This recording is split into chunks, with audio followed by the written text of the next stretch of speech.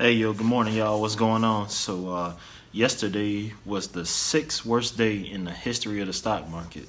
So, what does that mean for us? So, we have some options here. A lot of people would say go all in. Just, if you have, cash reserves that you were waiting for a good moment to invest, that this might be a good time to just go all in. I actually don't think it's a good time to go all in, but let's say let's just call it, $10,000. It may be a good time to take 20 to 30% of that and put it in the market because right now it is a good bargain. Prices are low, so you would buy stocks at a low price, which is a good deal. However, the likelihood of this being the bottom is very, very slim. So today, I don't have a crystal ball, but what I anticipate is either a flat market or the market to retrace a little bit and go back up a little bit. However, in the long term scheme of things, when you typically have a bearish push like this, it's not over.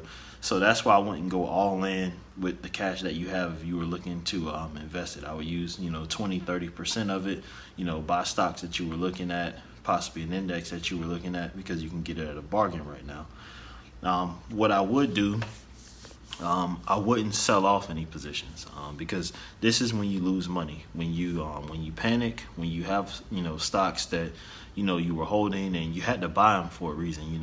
Personally, I don't buy stocks with the short term in mind. So if you bought them, you had to buy them for a reason, and you don't lose until you sell and take a loss.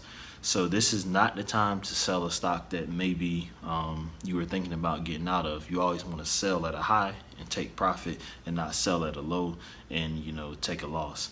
So that's just, I just want to give you guys an update, and because it was a pretty significant day in the stock market, the sixth worst day of all time. So there's a couple ways that you can handle it, but again, that's just my opinion.